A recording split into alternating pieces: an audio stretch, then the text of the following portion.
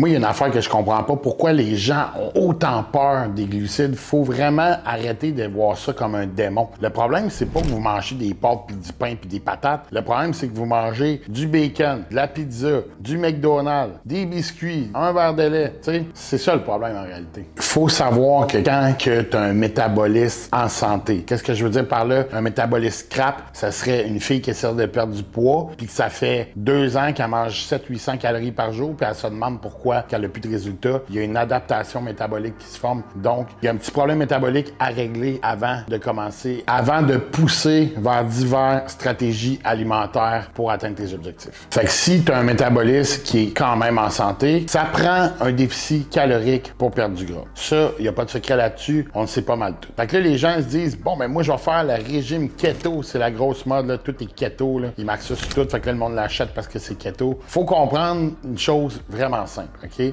Par 1 gramme de gras, tu as 9 calories par gramme. Tu as 4 calories par gramme de glucides. Donc, 1 gramme de glucides contient 4 calories. Même chose, 1 gramme de protéines, 4 calories. Donc, on s'entend que si tu fais une diète keto qui est high prot, puis là, tu mets plein de fat à chaque repas, parce que quand tu es vraiment zéro carbs, bien, souvent, le bon gras peut servir d'énergie, oui. Mais ce qui arrive, c'est qu'à un moment donné, tu n'es plus en déficit calorique parce que tu manges du gras tout le temps, tu sais. Même si c'est des bons gras, à un moment donné, ça reste que c'est toujours calorie in versus calorie out. En plus, ton corps a besoin d'un minimum de glucose pour fonctionner. Fait que si tu lui donnes 0 glucides, puis tu manges que de la protéine, tout ça, ben ton corps, il va créer un peu de glucose à partir de la protéine. On appelle ça la néoglucogenèse. Donc, en gros, fais-toi donc pas chier à pas manger de glucides, puis mange juste équilibré, puis engage un professionnel pour bien te guider là-dedans. Parce que ton corps est une belle machine d'adaptation. Donc, un équilibre alimentaire va assurer un bon fonctionnement